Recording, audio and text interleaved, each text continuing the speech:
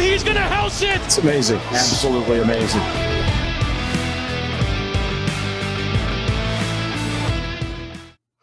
What's going on, everybody, and welcome to another Angle of Pursuit podcast. That is Brian Twining. I am Kyle Robert. We are back to talk all things NASCAR, DFS, and betting. Obviously, this is our betting preview. We'll get into DFS on Saturday. Appreciate everyone's patience over the last week or so. Your boy was down bad with the sickness, but feeling marginally better now. So we are back. We will recap all that was. We did get a betting card out. So Twitter and on the YouTube community, I shared it. So if you're not following us on Twitter, you are missing out. But we will recap our dirt card, our NOCO 400 card, and get you set for Talladega. Very excited. I keep reminding myself and reminding Brian to not get crazy this week. There's 1,000% chance that we will probably get too crazy this week, but keep those cards tight. Super speedways get gnarly. They get wild. Random stuff happens. Brian, we've had issues the past few weeks at places that are usually a lot more predictable. So, like, but but that's the thing, is they were predictable up until a point. Like we were texting and talking via Twitter, obviously before recording, and just mentioning to each other about how you could have your picks and feel absolutely 1,000,000% right about your process and what you had done. And you're looking at cashing a huge card, and then all it takes is a poor pit stop or a caution at the wrong time or a lug nut to fall off. I mean, like, it has just been a mountain of like F-ups from multiple teams this year. Just wacky stuff is going on. And the fact, like last week, I know we're going to recap both races, but I wanted to hit on the NOCO 400. I was astounded by how nobody was able to work their way through the field from any sort of deficit whatsoever. We talked about it last year when the next gen car debuted. I mean, clean air was king, but especially on the short tracks with this new short track package this year, you're seeing it even more paramount of being, you need clean air in order to move around the track, and you just simply cannot pass people. And you've heard it all week leading up to Talladega. Denny Hamlin, Kevin Harvick, multiple drivers complaining and wanting some changes to occur. Yeah, it'll be curious to see if they do make some tweaks. I could see over the next couple of years tweaks being made here and there just to keep it more interesting. And then, unfortunately, Brian, we don't get paid out for the first 90% of the race. We only get paid out for the last 10%. And sometimes that works out really well, and sometimes most of the time that works out really, really poorly. So let's pull up our cards. The one good news, Brian, is last 2 weeks we found our winner. You 2 weeks ago with Christopher Bell, and me this week with Kyle Larson. So that's positive. Let's see if we can keep it going for another week. And let me just say, though, like, picking winners this year, it's always difficult to pick a race winner, but I feel like this year is even more of a crapshoot. I mean, like Kyle Larson, for instance, he had no business winning last weekend.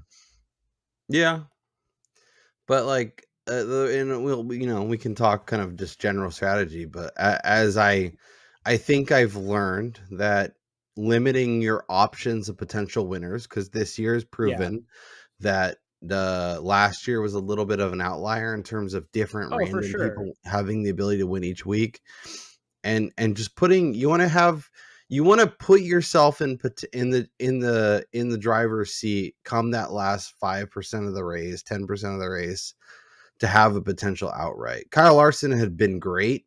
Hendrick had looked really good, obviously, and Byron's been really good here. But I didn't like his price, especially when he got to 4-1, 3.5-1. That was ridiculous. It just felt, but I'm like, how can I take advantage of what William Byron knows and potentially get myself aligned with that? And I was like, well, let's stay in Hendrick. And I did that, and I found myself a winner. But let's talk about the dirt race. The dirt race was a mess for me. It was a nice race for you. Christopher Bell, the more that week went along, felt like the right answer.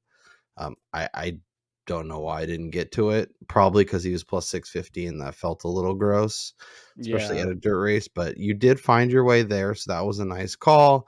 Obviously, your Bell over Reddick was one of your favorite bets in terms And of that was a head-to-heads. pricing bet too for me. That was like Yeah. post qualifying, the fact that they had moved the number to Bell as a significant underdog in matchups Yeah. from what we've seen is like normally they're minus 110 both ways. Like he didn't qualify that much worse than Reddick, and Bell had success out of dirt before. Like I just felt per the number that was definitely worth going back to the well. Yeah, and we were both obviously on Logano. That never works out well. So just if we both end up on a driver, especially when it's a Joey Logano, a Brad Keselowski, hey, someone that we warned everybody, so we could almost count that as like a backhanded win, I guess. a reverse victory. So Yeah. definitely a frustrating week. Chase Briscoe was great for even though he was driving like 1.5 handed. Like I don't know what was going on there. Apparently it's not that big of a deal. Yeah, shouts to him, man. He made it through 2 weeks with that broken finger. Yeah, he looks solid. So I mean, I guess just treat him as if he's a normal driver and don't overrate that part. Like I said, I liked the Hendrick mentality going into the week, so I got Larson and Elliott on my betting card. Obviously, got the Larson at 13-1. That was a nice number.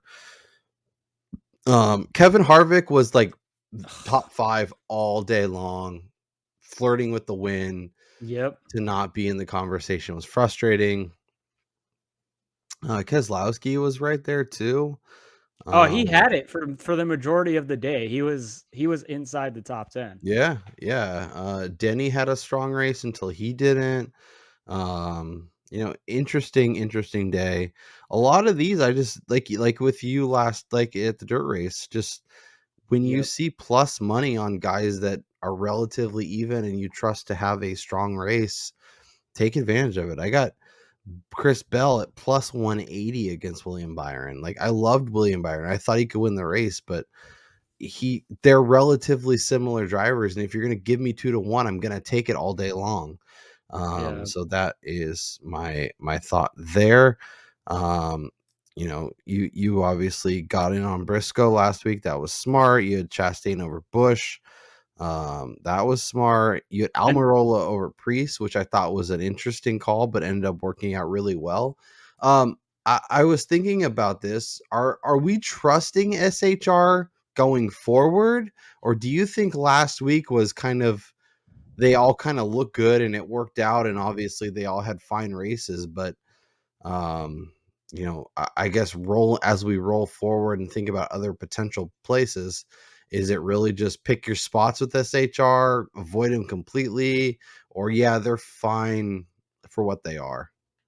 Yeah, that's an interesting situation because I almost feel like you're seeing this more often now, is like certain teams are just more equipped at certain types of tracks. For instance, like Ryan Preece was somebody that a lot of people were high on. I mean, he obviously went and put the thing on pole, which was there to show you like, oh shit, SHR, maybe they got something going this week. Almirola had a decent amount of success prior to Sunday. So, I mean, it's not like any of these guys were absolute trash coming into the week. So, I mean, maybe not how well they ran was expected, but I think the expectation was them to all put themselves in like top 20 range guaranteed. And then, going forward, I still am not sold on the other 3 guys. Like Kevin Harvick, honestly, he probably should have finished inside the top 5 had he not had that issue. And then coming into this week, I think Harvick is head over heels the best guy in that garage right now. So I wouldn't get too crazy about what we saw. I know Priest had a fast car, and obviously heading into this week, Talladega is a literal crapshoot. So it's anybody's game. But, at other types of tracks, I'm still not completely sold on them. Yeah, I'm kind of with you. I'll probably give it a couple more weeks. If I see continued steady improvement, then I'll be in more going forward. But it's really just Kevin Harvick flirting with top 10s, maybe top 5s on a good track. Almirola, we have a few spots where we like to get in on him. Ryan Preece, we can pick our spots for a few races, but overall as a team, I'm not gonna elevate them until I see much more consistency week to week. Unload, drive well, perform well in qualifying, perform well in the race, then I'll be in. All right, I think that pretty much covers it. So let's dive into this week where, Brian, once again, don't get crazy this week. We have our bets. We'll obviously throw shit at the wall, see what sticks, but Yep. definitely excited for the race. Brian and I were talking. Oh I yeah. think in terms of just optimism for how fun the race could be, love Talladega, always a good time. Just I'm not going to spray the board hoping to find a winner and overexpose myself in a situation that requires me to do less with more. So True. Very true. Good point. let's dive in. We got PointsBet, Bet365, Caesars, and DraftKings up. Obviously, if you find better numbers elsewhere, take advantage of it. These are just the ones that fit on the screen and give us a good snapshot of the market. So Logano is your favorite along with Ryan Blaney, 10-1, 11-1. Denny Hamlin right there, Chase Elliott right there. Let's see if we keep going. Byron's kind of in that 12-14. Keselowski, like it's a super speedway, so they're gonna mush a lot more drivers together. We're not gonna get the 4-1, 5-1, 6-1 odds, but we're also not gonna get the big chunks in separation. Exactly. And kind of Kyle Busch is the next tier. So like of the elite tier, obviously this is a hard race to predict, but are you willing to go to the upper echelon? If so, who are you interested in? Honestly, just for a pure like entertainment factor this week, I think I'm just going to avoid the majority of the guys at the top of the board, although I do think that all of them are going to be highly competitive. I mean, Elliott won one of the Dega races last year. Um, it'll be a second race back, so I think he'll be a little bit better, prepared for this week. And that was something I am so glad that I had mentioned this on Twitter. Like I was fading Chase Elliott hard last week at Martinsville because anybody that misses 6 weeks or 6 games in their particular profession, especially in a sport, like I don't care how good you are or at what level you are, you're going to be rusty, and there are going to be issues there. And you kind of saw it with Elliott last week. I think he drove a little unsure of himself, but any of these guys, Elliott included, they all have a chance to win. But why am I going to go with a 10-1 dude when somebody in the 30-40 range could just as easily win this race? I would rather go way smaller units here and just, spitball on some of those dudes. Yeah, and I think too, we were talking a little bit earlier about, the narrowing our focus on who could actually win races. Dega and Daytona are different than the rest of the races, so I think that makes sense. To the Chase Elliott point, he was on my card.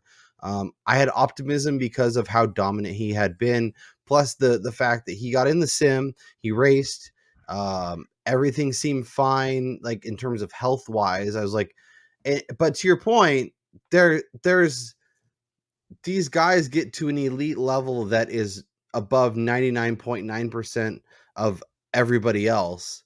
But to get into that elite of that 1%, you need to be in the game. So like obviously players coming back, they have to like Exactly. there's nobody, everybody says on it.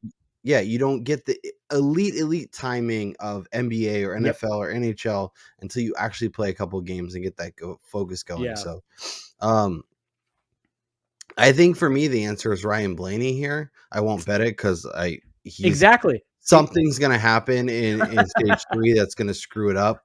But in terms of expectations and guys who perform well here and guys that fit really well into this track and kind of accentuates what they do well, this is a great spot for Ryan Blaney. So I would not, if you are coming up towards the top of the board, he would be the name for me. But like I said, don't fault anybody who just cuts off the top chunk in terms of outright betting and scrolls down. We'll keep it rolling. So we have Kyle Busch, After Brad Keselowski, we have some Ross Chastain. We have Kyle Larson. We have Christopher Bell. We have Bubba Wallace. I think this is where the names start to get really interesting. And as I open my card, oh, what did I get? Ooh, nice. So my first bet was Ross Chastain, and I added him to the card yesterday, and I got him at 18-1. Obviously, you can see he's come down a little bit in market. I would still be fine with that 16, even 15 at Caesars. 14 is where it starts to get a little short, and there's guys that I'd rather dip my toes in a little bit shorter if things go well. But Chastain was a guy who was really strong at Talladega in both races last year. Pulling up, so he had the best driver rating in the fall race. Started 6th, finished 4th. And then in the spring race, obviously won the race. It wasn't as strong in terms of driver rating, but did start 19th, moved up, won the race.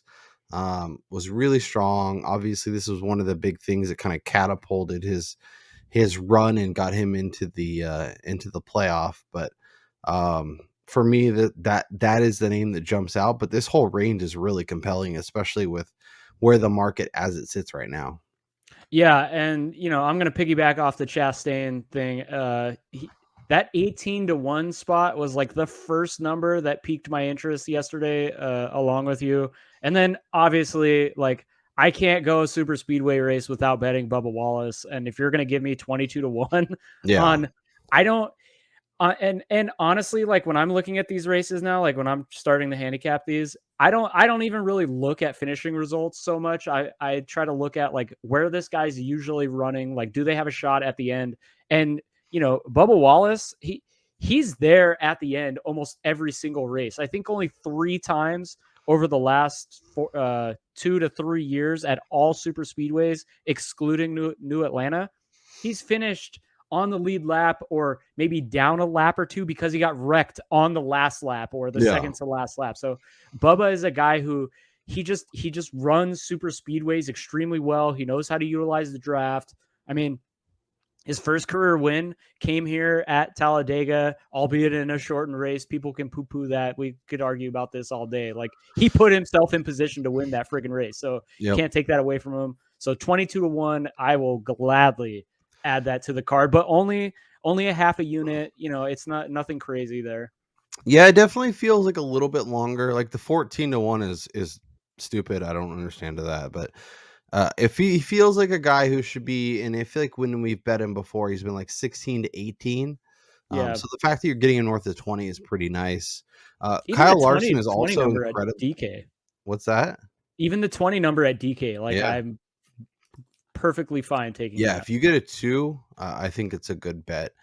Kyle Larson 18 is really, really compelling. Obviously has driven amazing here at both races. Honestly, like if you want to just take a picture of these 4 drivers, make them your 4 bets and call it a day, I wouldn't fault anybody who does that. Because they feel like they're guys that at this track are worthy of being much shorter. We're getting solid prices across the board on all of them. Even Chris Bell, like I feel like any of these guys could win the race. You're getting solid numbers on all 4. And in terms of value bets, I think they all make a ton of sense. Wouldn't fault anybody who jumped into this end of the pool.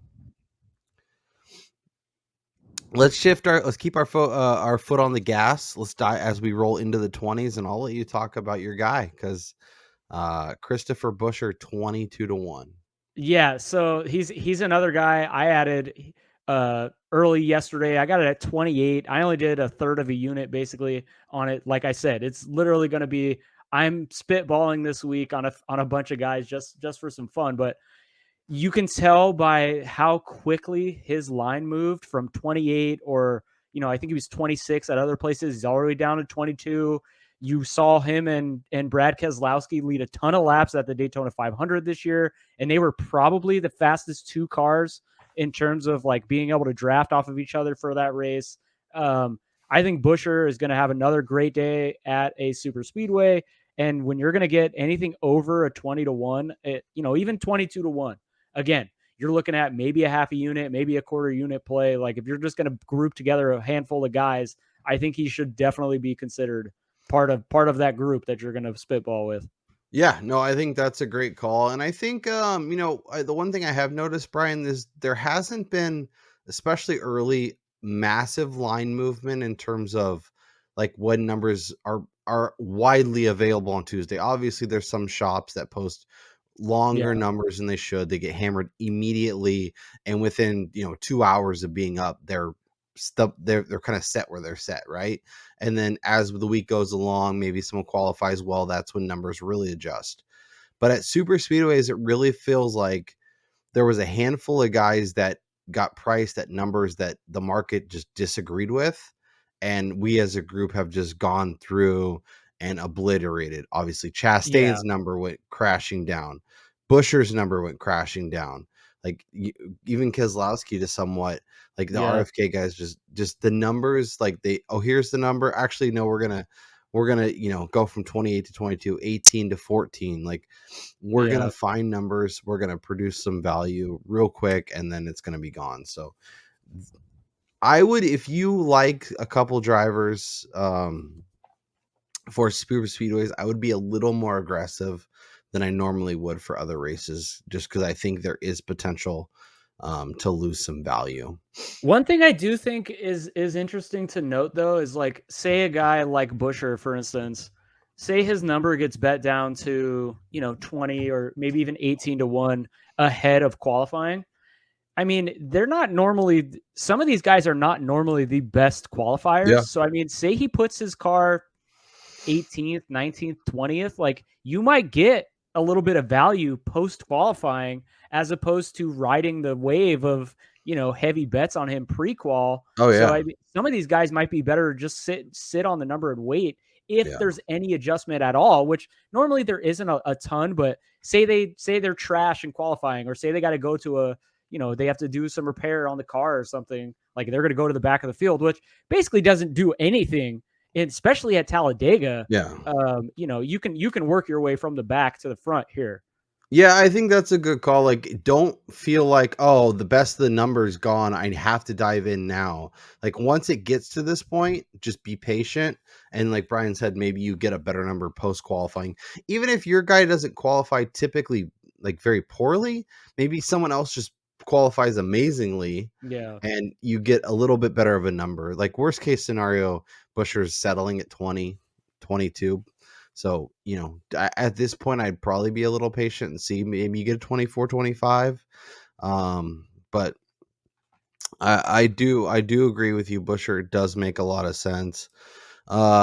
Stenhouse is interesting. Obviously, one Daytona. He's a guy that, as a super speedway driver, makes a lot of sense. Unfortunately, he cashed in his lottery ticket at the 500, my friend.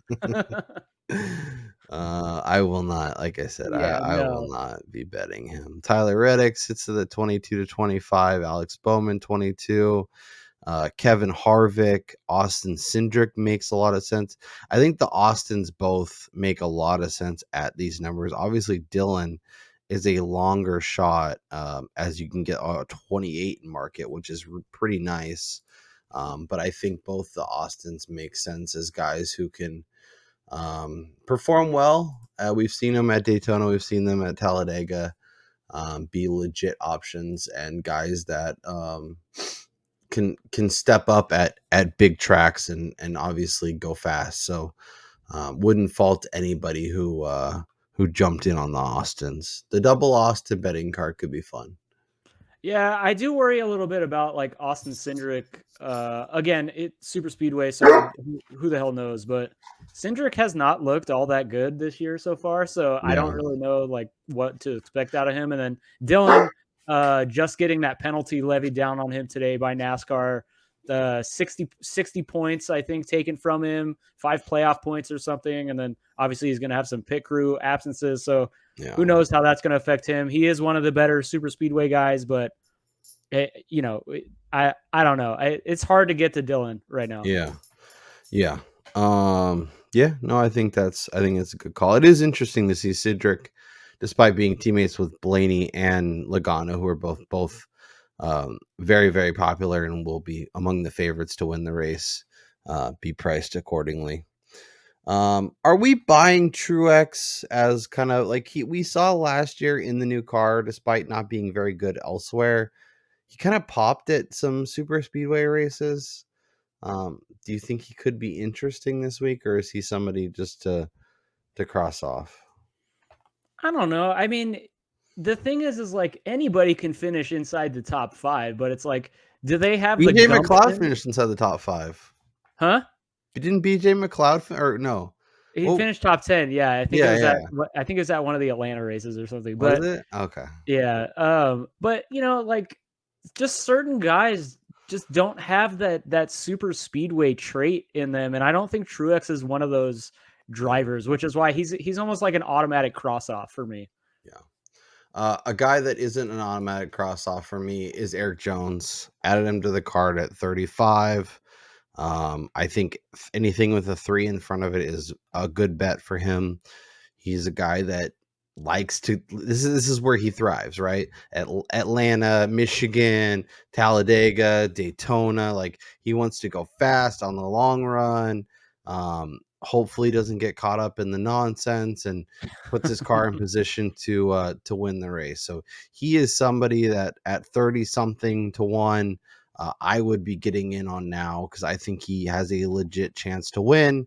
Although this year he hasn't quite been as strong as kind of we're used to seeing. So that's been a little frustrating, but I think this is a good spot for him. Yeah, and he looked fine at Daytona. So I mean, again, super speedway. He's one of the guys that super speedways to keep your eye on. Yep.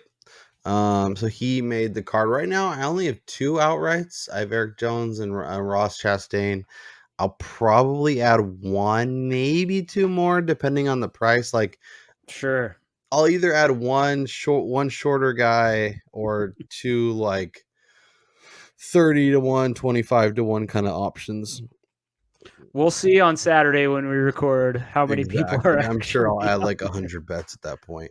Almirola is a guy that I'm interested this week. I just don't think the outright is going to be where that's going to happen. Daniel Suarez, Chase Briscoe, Austin Hill, the Dinger, like it's just guys that I think in terms of outright I'm not super interested in. There is 2 names on your card that we still have to get to. So Yeah. So I think so. Yeah, they're actually both right there. So Ryan Preece, I grabbed him super early in the week when FanDuel dropped their lines 60 to 1. nice. Prior to missing last year in the Cup Series, Preece was pretty damn good at super speedways. I mean, he was one of those guys constantly up there, competing near the front. And what we saw last week, I figured that number would disappear. And I mean, you could see it. He opened at 55, I think somewhere else. I think it was like DraftKings or something. So clearly, I'm not the only one that thought that number was pretty appetizing. And then obviously the other one, like I said, I'm gonna have fun. Corey LaJoie, dude is by far probably the most like fan favorite cheer guy at these races. Like, who the hell wouldn't want to see him put the number 7 in victory lane, driving for that squad there? No, you see his number. He opened at 60 to 1 as well. He's down to 50. Now it obviously again, like I'm doing a 1/10 of a unit play on this. So it's clearly not something I'm willing to get heavily invested in. But in terms of guys that actually do have a shot in the dark at, if anything, to win this race, I think both of those guys fit the mold. Justin Haley, somebody else who, again, we talked to 500 this year.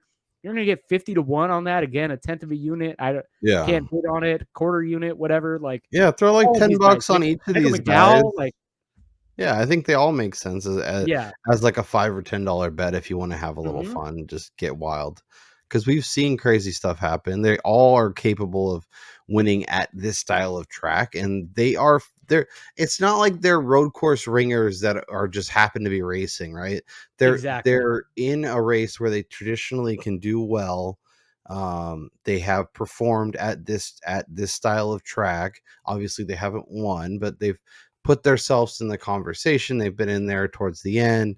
They've done enough to be interesting. So yeah, no, I don't. If you want to get a little loose and wild this week, this is a week to do it. And honestly, all of these 4 guys make sense. I think for me, it would be Haley, LaJoy, Priest, McDowell, but Brian pointed out, Priest is getting the love. Let's just hope he's not the Justin Haley of the Daytona from 2 years ago, where his number cratered. Everybody. Yeah. Anybody else? Gilliland is somebody once again that I'm interested in, but more of a top 5, top 10. I think there's potential value there. Not necessarily in the outright now market. I mean, I gotta check on this. Clearly it shows you I haven't been doing my homework this week, but is Zane Smith driving the 38 or is Gilliland in that this week? It's a great question. I feel like Zane Smith is driving for Cody Ware. Oh, so he's driving the 51 and okay. Yeah. All right. I have zero interest in that. If Zane Smith was posted at 80-1 driving the 38 car, I would definitely think that's something again on a very, very small wager. Let me make sure I have this correct. So JJ Yaley is replacing Cody Ware in the 51.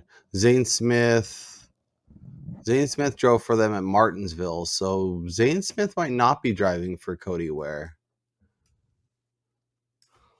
Let me get you some information. Appreciate everybody hanging on with us as we go through this.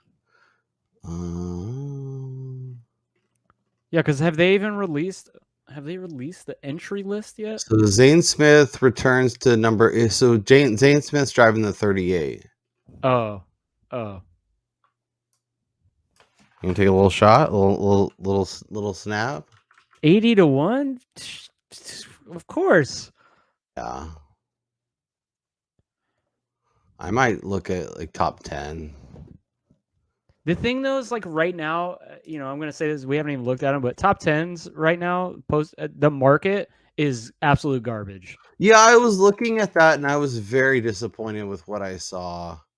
Well, let's be honest here. I'm pretty sure they've come to realize like you can't be posting a Michael McDowell 4-1 top 10 at a super speedway when the dude he's won at Daytona before. You can't do that anymore.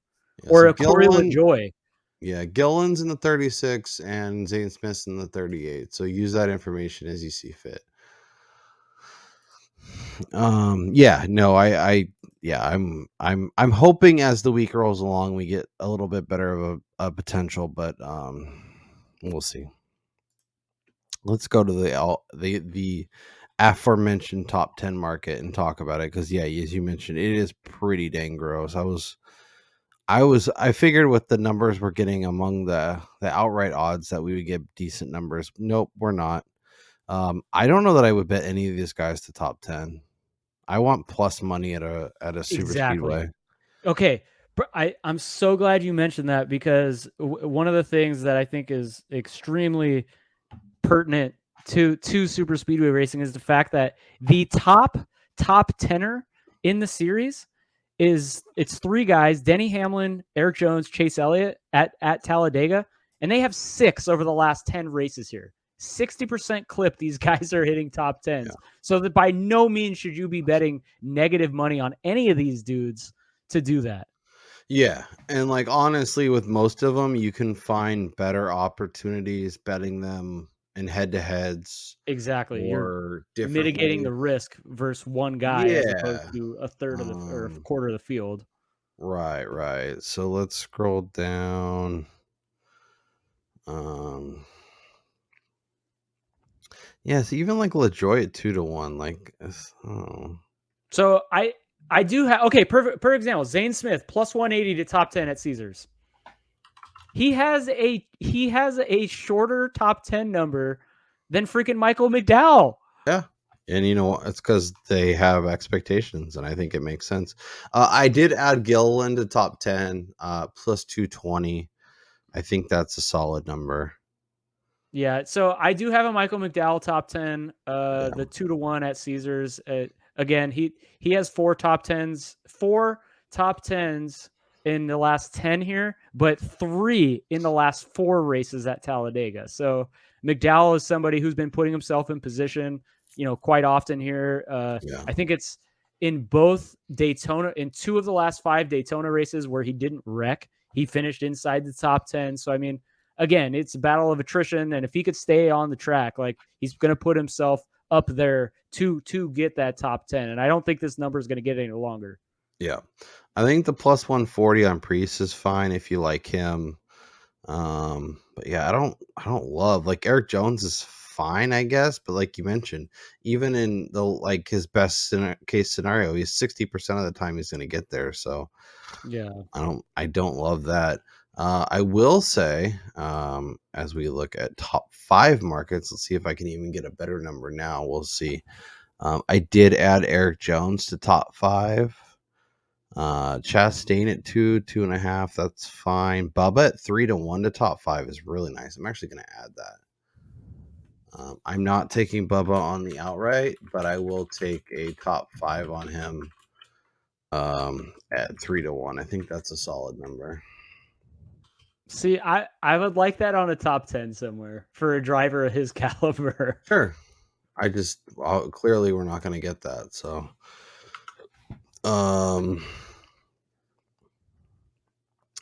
Austin Dillon is fine. Eric Jones. Whoa, bet 365. I mean, I'm not going to take that. I got 4-1 at Caesars. Yeah, that's pretty good. I'm going to stay with that. Plus 350 is fine for Eric Jones. Almirola 4-1. That's kind of tempting. It's just there at some point, the top 5 market, like, you don't want to fire all these guys because there's only 5 cars that can really get there, right? So yeah, it's kind of a challenge. Let's go over to Caesars and see, in terms of head-to-heads, if we can find any value. So I did add this one, and it's still the same price. So Eric Jones over Ryan Preece, minus 110. I just trust Jones to be more consistent, which is a wild statement, giving Eric Jones is Eric Jones, but I think he'll be really, really solid here. And if I'd much rather bet this than like Eric Jones top 10. Yeah, I mean, I don't know. I feel like my card this week is going to be very funneled towards a mishmash of low unit outrights and maybe a couple of top 10 like longer shots. Even the matchups are scary because you could be winning the entire race, and then all of a sudden your guy gets involved in a wreck, and then the other dude just by default finishes ahead of him. I think that's completely fair. Looking for value. Yeah, and they're not even like really juicing any of these good matchups either, which is kind of annoying. Ooh, I do like Haley over Gibbs, but again, like, I don't know. It's just hard to bet that juice in this race. Zane Smith over LaJoy, minus 105. Yeah, we'll have to see what other head-to-heads. Let's go over here and see if there's any other interesting head-to-heads floating around, like DraftKings or... There's only one plus money matchup at DK, and it's Christopher Bell over Kyle Busch. Everything else is minus 110 garbage. Yeah. So we'll see. Maybe we get some qualifying nonsense, and then we end up getting value. And then they'll have like this matchup, which I love, but there's no actual numbers, so it's like, what do I do? Bubba versus Stenhouse. Bubba versus Stenhouse is kind of interesting, but both those guys could easily crash their car on the first lap of the race and be done today. Where's that one? That is DraftKings. Just to have a matchup, I'm going to take Bubba Wallace. Do it. Yeah, I think it's a fine bet. That's the side I would be on. Almirola over Suarez too. I like that at minus 110. Don't start talking yourself into more bets. Oh no, I'm not. It's not going on the card. I'm just saying I do like it in terms of like you're obviously not getting a lot of consistency at a super speedway, but in terms of guys that I expect to stay on the lead lap, get their car across the line in a relatively decent position, Almirola is on that short list. Bowman over Reddick is interesting. Chastain over versus Byron. Haley over Austin Hill is really nice. I'm gonna add that. I think just having that experience is important too, and obviously Austin Hill has been strong in Xfinity and all that good stuff. But I think there is a different level at with the Cup cars, and if you're going to give me even money on a guy that I think can legitimately flirt with a top 5 or top 10 finish, I'm going to take it. All right, let's go over here. I mean, and Austin Hill is driving the number 62, which Gragson did pretty well at the super speedways last year. That's true. That is a solid point on your behalf. I so wish that one of these markets would give us like BJ McLeod. Will he finish on the lead lap? I want stuff like that. No, like, the over under of laps off the lead lap. So like over under 2.5. Like, can he finish less than 3 laps off the lead lap? Yeah, seriously. Like these are the markets that would make these races actually bettable, and they would make them fun because you would have to get plus 110 on on BJ McLeod versus JJ Yaley. Interestingly enough, I went and I looked back, and Yaley has finished ahead of McLeod, I think, in the last 3. What is Yaley driving this week? Oh, true. But yeah, no, I mean, yeah. Riley Herbst over Noah Gragson. I mean, Harvick over Bell, just the plus money in any matchup for Talladega, especially. I think that's interesting. But again, like you're ruining your card by adding too many of those. All right, I'm taking Gilly Gang minus 105 over Harrison Burton. See what happens when we're on here too long? You just start adding. We gotta get off this recording, or else my card is gonna get way too long. Minus 105. I mean, shit. I have 6 outrights right now, so I mean, you talk about your card getting too long. I'm not that crazy. Although maybe that is just take some lottery tickets and set your money on fire. Let's see here. Future bets. Top Some of these Chevy. Are pretty interesting. Like Chastain plus 850 to be the top Chevy. You know? I think that's a good call. Actually, if you like him to win. Bubba to be top Toyota at plus 375 is fine. You got to give me a bigger number. But there's also much less cars to deal with, right? Yeah, I guess that's true. Because Gibbs and Truex probably out. So then you just put these 4 in a group and you're getting plus 375. I think that's about right. Yeah. Ryan Blaney at 4-1 to be top Ford. I think this is like the most exploitable one, but again, I'd want the numbers longer. Like for instance, a Chris Buescher 12-1.